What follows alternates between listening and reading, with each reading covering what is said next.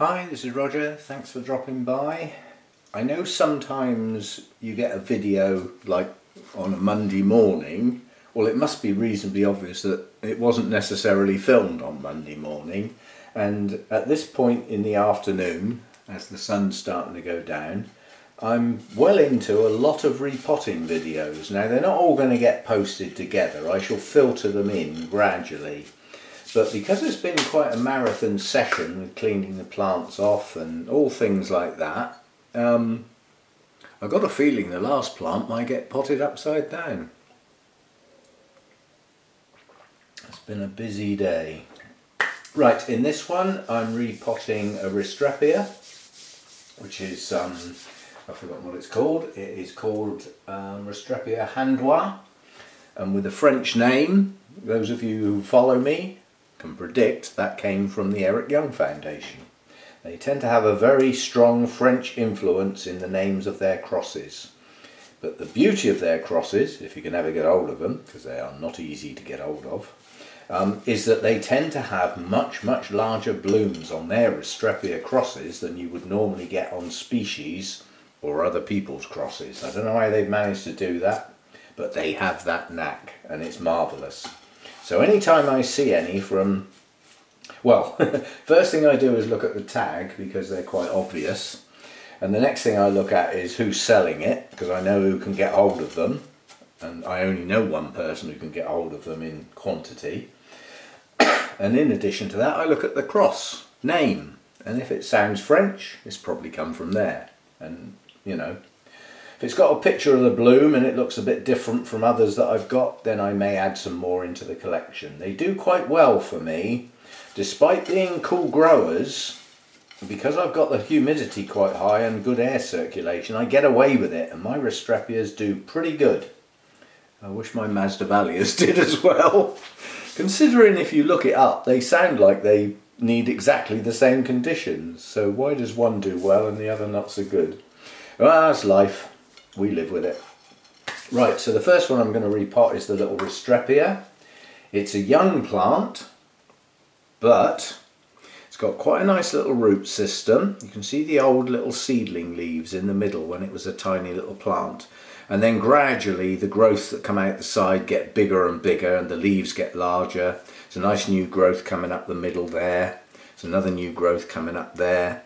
So it's in active growth at the moment, so it's a good time to repot because the active growths on Restrepias trigger additional roots to the ones it's already got. And it ends up with quite a fine root system, but quite a mass from the base of the plant. These do produce kikis. The blooms come from the base of the leaf. Most of them work that way. Some of them have a single bloom and that's your lot. And others bloom many times from the same leaf joint. You can see this one has had 1, 2, 3.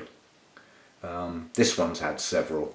So this one is capable of producing multi-blooms from the same leaf. So every new growth I get on this one is potentially 3 or 4 blooms from that same new growth. And that's good because some of them only ever bloom once and that's your lot. Now, I'm doing something different here, although that's an air cone pot. I do like to use these, but because the roots on this are very fine, and it does like to stay moist, I'm not going to bother crocking the bottom of the pot with the chunky bark like I often do. The roots on this are going to extend quite dramatically now it's gone into some new media, and they're going to get down in the bottom of the pot. And the only reason you get that soggy layer in the bottom of the pot is because there's no roots in there to absorb it. Well, I can pretty well guarantee that these roots are going to be down in the bottom of that pot in no time at all. And so that's what it's going to get, basically. Very fine root system. So I add the media in very small amounts and wiggle. I do not want air gaps with a plant like this. This is a constantly moist type plant, and air gaps do not do the roots that are in that air gap any good at all, because obviously they remain virtually dry apart from the time when you pour water all over them, i.e. when you water it. So I don't want air gaps. I want this in every part of the root system, and it's just a wiggling process to make sure it gets down into every part. And you notice I'm potting this low in the pot. Well, it's not going to stay there. There's a reason for that. Because as I wiggle, it gets into all the crevices, and then so that it's got the depth of media I want, I can lift it up gently, knowing that the media is nicely settled below that root mass. And then just add a little bit more.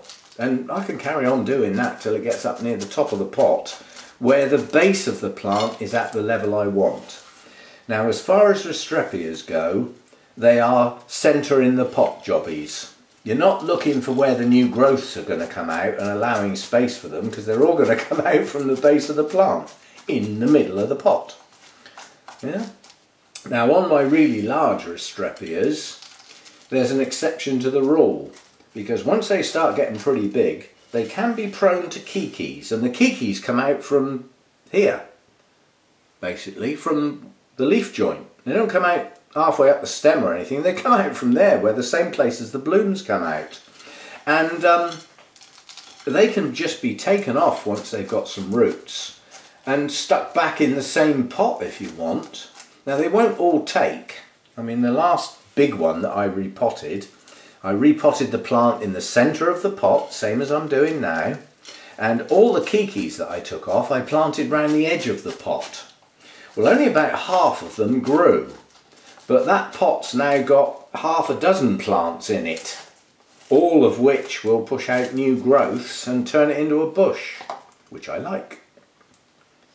Now, I'm just going to try and push a bit harder down the side there, because this is a slightly lopsided plant and it's heavy on one side, and as it starts to dry off a bit, it has a habit of being on its side when I go in the grow room in the morning.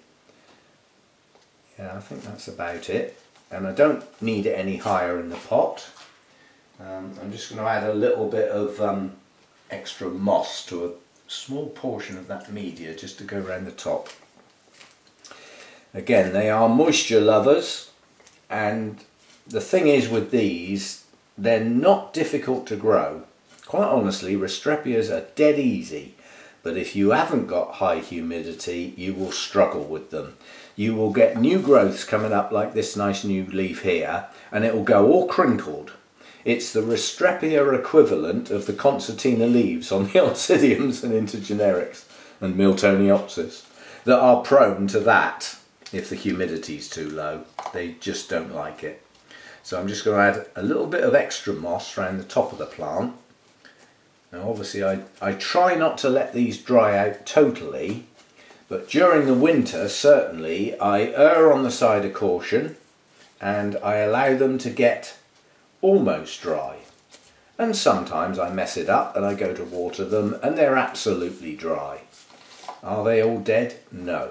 So in the winter it's not too bad. With the short day lengths, they're not growing as actively as they would do with the longer day lengths.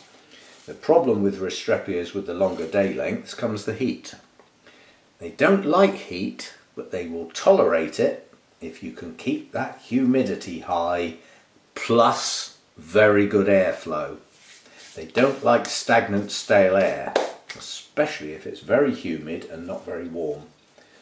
That really applies to all orchids, quite honestly. Yeah, so that's that little one done. It's nicely centralised. The new growths can push on, and alongside those new growths will come additional roots to add to the collection it's already got. So that's that little one. And the other one I want to do is this monster. Now, this was a gift, and effectively it's a bit unusual because it's a Masdevallia crossed with a Dracula. And in my time with orchids, I haven't come across one of these before. It's got a hell of a root system on it. Over the moon. Do you know how many roots I trimmed off of that? 0. Absolutely none. That doesn't happen often. Now, there may be the odd one that's not too good, but I can't see it. There's a couple in there, little, bits like that. That's no good. But the amount was virtually 0. Now this plant would split nicely into two, but I don't want to. It's a bit of a strappy plant. You know, as Masdevallias go, those are large leaves. But most of them look good. There's a few brown tips here and there. That could have been lack of humidity. It could have been fertiliser a bit high. Various reasons that can happen. These things do not like high levels of salts in their media. You knock your roots out, start getting brown tips, and your plant heads downhill fast. So very, very light feeders. There's one guy who grows brilliant Masdevallias. That's basically most of what he grows. He does have a few other things dotted in there, but not much. So this is going in quite a big pot, and I know I haven't got enough here, so I'm just going to knock up a bit more while I'm rabbiting. A bit more perlite. The perlite in this pot is not essential. It's not called giant perlite for a reason, is it? You can go back in there. On the reason, I do not want to break that up under my nose, because it does create a bit of dust, and this stuff is... You do not want to breathe the dust in. It's not a healthy thing to do. It's totally non-degradable, this stuff. Some sort of expanded volcanic type stuff that's bordering on glass. And the last thing you want in your lungs is something that's never going to break down. What's your body going to do with it? Not a lot. And I can see that there could be consequences of having tiny little non-degradable particles attached to the edge of your lungs. So keep your mouth and nose well away from this stuff. The dust is heavy, you can see it drops straight down. So I'm not worried about breathing this in, because I'm not chucking it around. But you know, go steady with the perlite. It's dodgy stuff if you breathe it in. Right, that'll do. You notice it's giant perlite, but I don't want it that big. I'm having to break it up. Why don't you get the smaller stuff, I hear you ask? Because I've got plenty of the big stuff and I don't mind breaking it up. Saves the pennies. Simple as that. And now, unfortunately, I'm out of moss. But as this is going to get well watered, I'll do an emergency fast soak of the moss. Normally I would leave my moss to soak for 10-15 minutes and make sure it's well soaked. But this will be plenty wet enough for what I want. It's going to get really well watered once I actually get it in the pot. Now this was in, when I took it out, it was in what appeared to be almost all bark. So it's used to that media. And the thing I've found with the Masdevallias, although this is a cross, the Draculas and Masdevallias are, well, the care's almost identical, so, and they grow in similar environments, montane forests, cool, high on the old humidity, low on the old light. You know, that's how they grow in the main. There are some exceptions, there always are. But nonetheless, that's the generalised care. High humidity, don't let them dry out, and don't get the light too strong. They like some light, but not, you know, don't sit them in the sun out in your garden. It won't do them a lot of good. I know this is going to get a good water as soon as it goes in the pot, so I'm not too worried about this moss not being quite as wet as it would normally be, having been soaked for 10-15 minutes. Is that enough? Yeah, see, I don't want to go too high on the moss with this one, because it would be a change of media for it. It was in almost pure bark. There was some little bits of sponge. That was probably some sort of rock wool. It might have been just sponge, I don't know. So it did have a couple of other little bits in the media, but fundamentally it was in bark.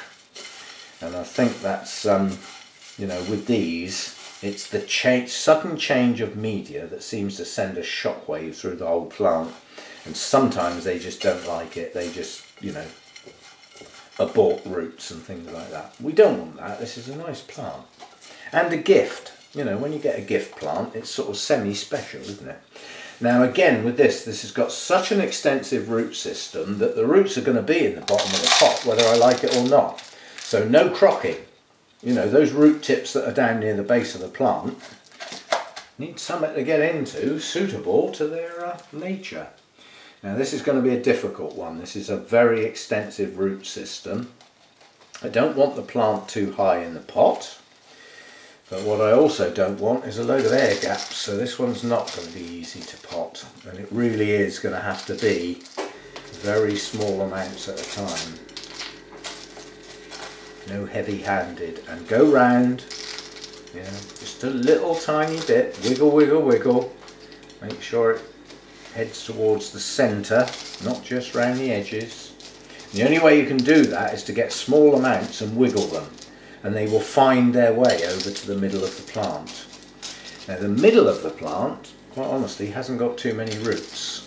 That's probably where one of those horrible sphagnum plugs from the nursery sat for a while and rotted the centre of the plant, the root base at the centre. But nonetheless, since then, because that wasn't there, it's obviously pushed out a very, very good root system, and I don't want to spoil it, so I want to make sure that all of the roots are in contact with the media. That's a bit of a nuisance. I can just about push it over. I was going to say, it's got an extension, it's pushing a lead out, heading off into space, and I'd rather it headed off into media, because any new growths that push out on that extension will produce roots. And although I've seen Masdevallias growing with aerial roots, it's not natural, you know. Maybe in the wild they can get away with it because of the really high level of humidity in the places they grow. You know, montane forests, you know, you're looking at very high humidity. It's like constant mist and fog. Not much change to that environment. I'm starting to get down to the end of my media, which is starting to get a bit dusty, which is not ideal. But then I'm nearly at the top of the pot, so I've nearly got enough in there now. But any dust in your media, if you water well when you water, just chuck loads of water through the pot. It will wash itself out. It's not the end of the world. Now this one, in its original pot before I took it out, most of the base of the plant was not buried. It was actually sitting proud. So to suddenly bury that part of the plant, it could set some rot off. So I don't want this deep in the pot. I want to try and replicate what it had before. Just about going to have enough. You see the base of the plant, the roots there, they are long roots. So the top of the roots being slightly exposed to the air is not a big deal. And that's how it was before. I don't want a major change to this plant's environment. I want it to feel as though the only thing that's happened is it's got some fresh media. It's not a major change to its growing environment. All of its roots are still in something relatively similar, just fresh. And the roots that were exposed near the base of the plant still are. So you're not suddenly burying away roots. I mean, I don't know whether any of you have tried that sort of thing, but if you've taken a mounted plant that had a lot of aerial roots and you decide to put it in a pot, a lot of those roots will just rot because they've become acclimatized to being in the air and they don't like suddenly being buried in media. That'll do for that one. Now that one has already got a label. It's Masdevallia veciana, which is a species I used to have. Didn't last long. It's a cold grower. Not cool, cold. Veciana and Ignea in the Masdevallia hybridization program are rampant. They are two that are used extensively, but they are both cold growers and they are difficult to grow as Masdevallia species. Well, they are for me anyway because of the heat I get in the summer. So that didn't last long, and it's crossed with Dracula Hallei, which I don't know because I haven't got any Draculas. That may change during this year. That's my genus that I'm keeping my eye out to get some. I like to try something new each year, and that's what I'm aiming at this year. Let's have a couple of Draculas. Everybody that I've talked to said, well, if you're growing Restrepias and you've got some Masdevallias, you should be able to grow Draculas. Yeah, well, we'll wait and see, shall we? But that's what that one is, and that was a gift, and it's a nice plant. And I'm hoping now that the new growths it's pushing out, and there are quite a few, several on the end of this lead, several coming up here, and several here. It has several points at which new growths are coming out. And following these growths getting near maturity will be some new roots. So let's give that one a flipping good soak, and along with the little Restrepia, and that's that one done. Boy, am I running out of steam today. So there's only there's 2 to do and a Phalaenopsis. Quite honestly, the Phalaenopsis is going to get mounted, so it can wait till tomorrow. I'm not in the mood anymore, but I must get the other Masdevallia done. So that's those done. See you next time.